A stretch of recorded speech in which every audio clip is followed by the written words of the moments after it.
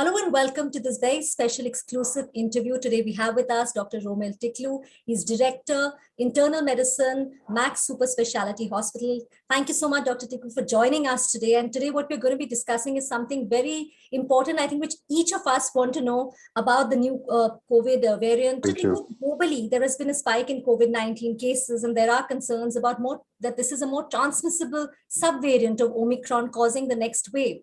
How dangerous are these variants? Well, it's a recombinant strain, which is basically a combination of subvariants of Omicron, BA1, BA2.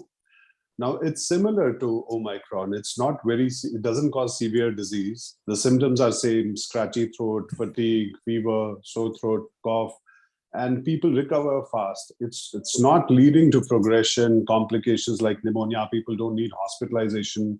You don't need to monitor your oxygen levels. In that sense, it's more like it's a subvariant of Omicron. So nothing to worry. We'll only be worried if there's a new variant of concern, which is more transmissible, which is more virulent. Though this XE variant seems to be 10% more transmissible than the BA2 variant, but all said and done doesn't seem to be causing severe disease, hospitalization, or death. So we shouldn't panic about it. Yeah. I mean, hospitalization, I think, is what I think would be the first signal, which means that, it is to panic. How are we tracking the emergence of new variants in India? Has there been an increase in the rate of samples that are being sent for genome sequencing? Well, India is doing genome sequencing in a big way now. Earlier, we were not doing it that much. Okay. But see, the number of cases are much lesser now. We have 1,000 odd cases in a day. Active cases are around 11,000 today as of now in India. Yeah. So even with this XE variant, see, this is not going to create too many issues. It's been there for about 3 months now. The first case was found in January in UK. And it's been 3 months, so it hasn't created any ruffles till now, and unlikely to create a big wave or something.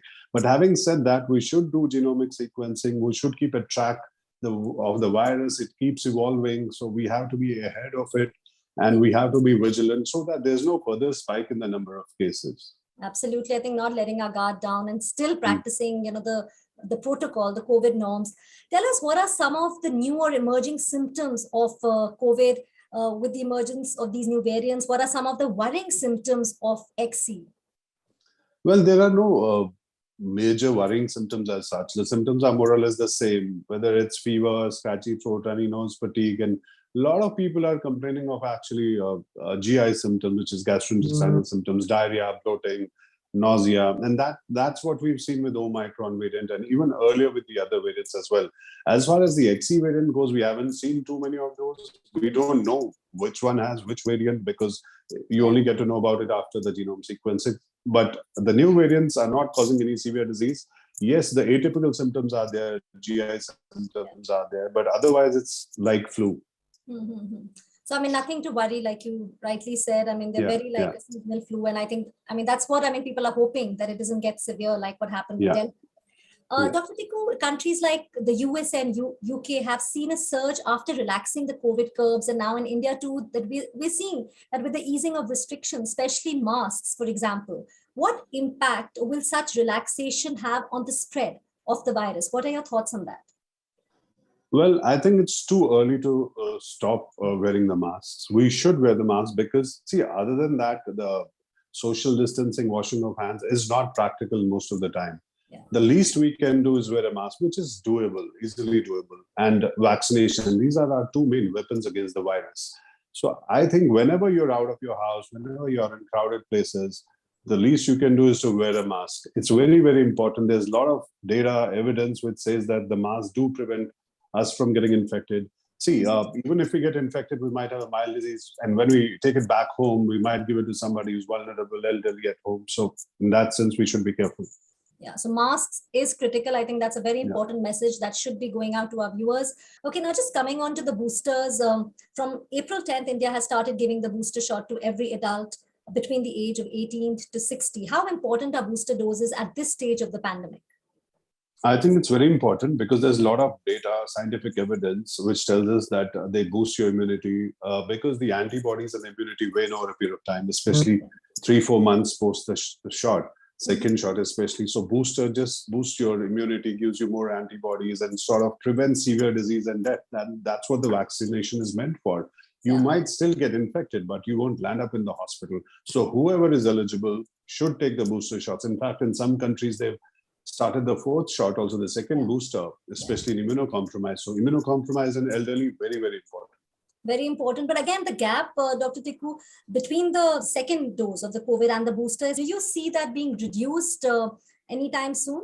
Well, I think as of now, it's 9 months. So maybe in future, see, right now, we don't have a surge in the number of cases, and we are in a good space as of now. So 9 months seems to be fine. But at some point, see, the situation keeps on evolving. So we might have to change the decision. We might have to make it 6 months. But as of now, it's 9 months. But in future, probably, yes, we might have to reduce the...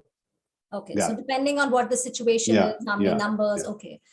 Another question I think which a lot of people would want to know is that if a person gets COVID, even after getting the 2 jabs of the COVID-19 vaccine, then how long should he or she wait to get the booster shot? Like even with summers coming, if people want to travel, certain countries are asking that the booster shot must be there. So what do you recommend for people like that who have had COVID? See, ideally, I would say 3 months later if you had COVID, because the natural infection itself gives you enough protection, immunity. But if you're immunocompromised, or if you have to take it for travel purpose or some other reason, then at least 1 month post you have been infected.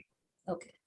Just another question again on vaccines. There's been a case made for mixing and matching different vaccines, especially in case of the booster. But so far, why has India steered clear of allowing the mixing and matching of different vaccines? Because a lot of countries said it works better if you take the different dose for the booster.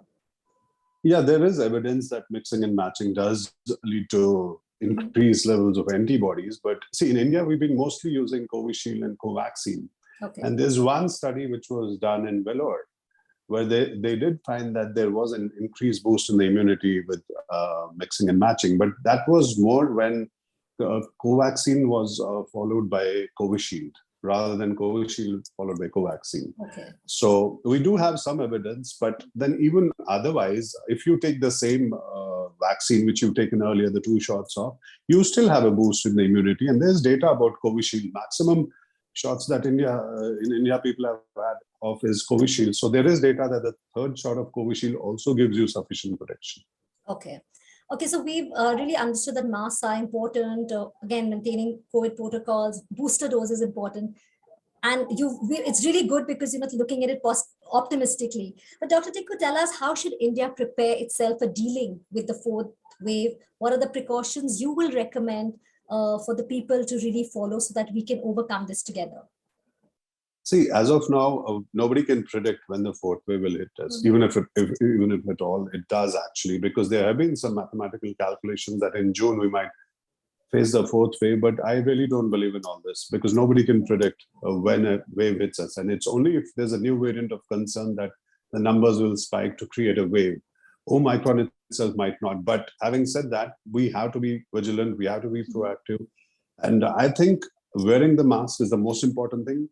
And apart from that is the vaccination. Whoever is eligible for vaccination should go for it. The 2 shots followed by a booster, the recommendations. And whenever you're in crowded places, just follow the COVID protocols. Whatever the government has told you, just do that religiously and do wear a mask.